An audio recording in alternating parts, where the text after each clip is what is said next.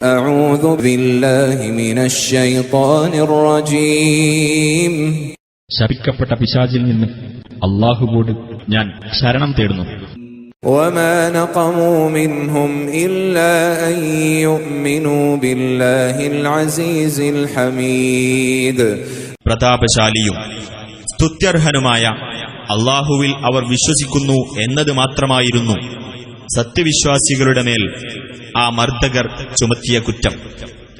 الذي له ملك السماوات والأرض والله على كل شيء شهيد ആകാശങ്ങളുടെയും ഭൂമിയുടെയും മേൽ ആധിപത്യം ഉള്ളവനുമായ അല്ലാഹുവിൽ അല്ലാഹു എല്ലാ കാര്യത്തിനും സാക്ഷിയാകുന്നു.